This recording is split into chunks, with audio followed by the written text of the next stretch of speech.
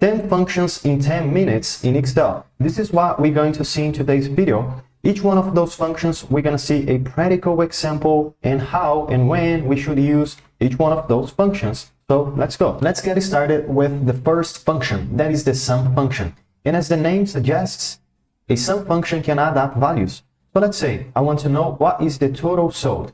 I can easily go to the column F where I have the values, and I can easily add up all those values using the sum function. So let's start. Equal sign sum function. Double click to select 1, 2, and then you can either click, hold, and drag to select a small range like this, or you can click over the letter F to select the entire column. And if you hit enter, you're done. Simple as that. So this is the total sold of all the values of the column F. The second function that we have are two functions, max and min. And the max one returns always the largest value of a range, and the min do the opposite, or it's return the lowest value of a range. So let's retrieve first of all the largest value, or what is the largest order value. And this is a practical example on how can we use those functions. So let's find out what is the largest order value. Equal sign max function. Let me double click in this function 1, 2, and then I can either again click, hold, and drag to select a small range, or I can click over the letter F. Simple as that. And if I hit enter, this is the result of the largest order value. And the minimum one is going to be equal sign min, double click 1, 2. In the same way, I can select the range where I want to verify the lowest value, and then hit enter, and here we go. This is the result. Now let's move on to the fourth formula, that is the VLOOKUP function. And in my opinion, is one of the best formulas in Excel because it can retrieve a value based on another value. I know it sounds a little bit abstract, however, we're gonna see here a concrete example. Let's say I want to, which salesperson sold the largest order value, for example. So I want to take this roughly $20,000, $23,000 as my criteria, and I want to know what is the salesperson that sold this order right here. So as we can notice right here to the left in this data set, if I take the total sold as a criteria, let's say $5,085.46 was sold by Sarah, okay? So this is how the VLOOKUP function can help us. It can look up for something, for a criteria, and retrieve everything that is to the right of this criteria, okay? So let's do it. Equal sign VLOOKUP function, double click 1, 2 to select. The lookup value in this case is going to be the value that I have in the cell. So either you can manually input the value over here, or you can click on the cell where you have the value.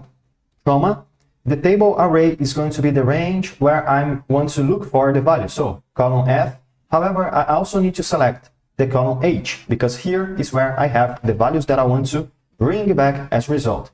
And comma, the column index number is going to be based on this range, first, second, the third, number 3, because 3 is the number where I have my return. So 3, comma, and then I want to have an exact match. Double click, close parentheses, and then hit enter. Here we go, Paul. This is the salesperson that sold the most. However, if I double click in the cell 1, 2, I can change the criteria. Just click, hold, and drag. Now I want to drop here in the lowest value. And if I hit enter, I can see here what was the salesperson that sold this value right here. So anyway, VLOOKUP can help us retrieve a value based on a criteria. And now we have the COUNTA function that basically can help us count all the cells that we have that contains a information. So what is the total number of orders? Let's say now I have 2,000 different orders. However, every day this data set receives some updates. So I always want to know what is the total number of orders. So that way I can use the equal sign COUNTA function to count all the cells that I have within this data set. That way I will know how many orders I have. So let me select either a small range like this, or click over the column C or D or B, doesn't matter, because I want to count the cells. So 1, 2, 3, 4, 5, and so forth. However, here we can have a problem with the COUNTA function, because the COUNTA counts all the cells, and the header is also a cell. so it's going to be included in the calculation. So we need to be mindful about this specific point. But anyway, let me hit enter. So I have 2747 total orders. But remember, we also have here the title. So we need to get rid of one unity to get rid of the header. Double click 1, 2, and then immediately after the last parenthesis, -1, and then hit enter. That's it. This is the total orders that I have currently in this data set. Now let's move on to a function that is very similar to the count A. However, the count blank will count nothing but the blank cells. So let's say, how many times has an order been placed without recording the customer phone number?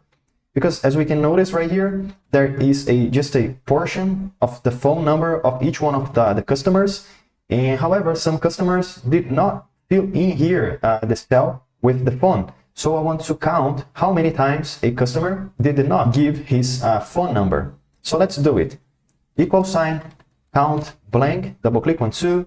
And again, we need to select the range. However, we need to be mindful here, because if we select the entire column, all the cells underneath the data set or all those blank cells are going to be included in the calculation. And I don't want to let this happen. So let me select just the specific range of my data set. Okay, now everything is selected. I can go back here at the top and then I can hit enter. And here we go, 617 times. Let's move on now to the seventh function, that is the average. What is the average sales margin? So average is going to do a average calculation. Equal sign, average, double click 1, 2. And now I want to know what is the average margin. Let me select the entire column because it's easier and faster. And then I can hit enter. That's it, 20.66%. Now the eighth function is the if function. In the status column, return good if the margin is equal to or greater than 15% and verify otherwise. So let's say I have some margins that are very good, such as 33%. So the status is going to be good. However, there is certain margins such as 10.47 that are not that great. So I need to verify why that happened. And let me do so, a automation here with the if function. Equal sign, if function, double click 1, 2 to select. And then what is the logical test that I want to do? I think it's going to be very easier to start like this. I want to check if the margin that I have to the left is less than 15%. Less than is this sign right here, okay? Less than. So if the value, the margin is less than 15%, I want to comma, return, I want to return, verify, close, open quotations, verify, close quotations. It's very important whenever you are typing a text within a function or a formula, you need to use quote unquote, right?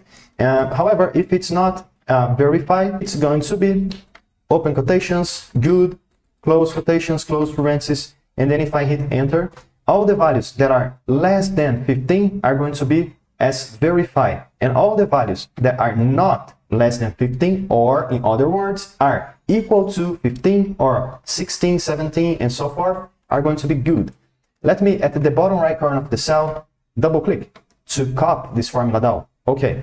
Now we have here some goods and some verifies and so forth. Other function that is very important is the SUMIF. And the SUMIF is very similar to the sum function. However, the sum is going to make an addition of all the range that we selected, okay, all the values. However, with the SUMIF, we are only going to add up the values that match with a certain criteria, such as what is the total sold for January.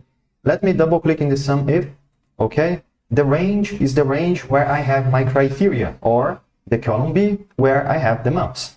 Now, comma, what is the criteria? It's going to be open quotations and then January, close quotations, comma, and what is the sum range? The sum range is going to be the column F where I have the total sold. And then I can hit enter. Okay, so this is the total sold for January, and over here we have the total, the grand total, right? The total sold overall. Now the last but not least important function is the COUNTIF. And again, we have a if as a suffix of a function. and it indicates that we can use a criteria to whether or not do a calculation. So the COUNTIF count how many times something appears in a range, okay? So how many times was cash used as a form of payment? Equal sign COUNTIF. COUNTIF, double click 1, 2. The range is going to be the column J, and then comma, the criteria, open quotations, and then cash, close quotations, close parentheses, and then enter. 660 times cash was used. So this is how we can use all those 10 different functions in Excel. I hope you guys enjoyed this video, and if you have any questions or any suggestions to the next videos, let me know, comment down below, and I see you tomorrow, because every day has a new video.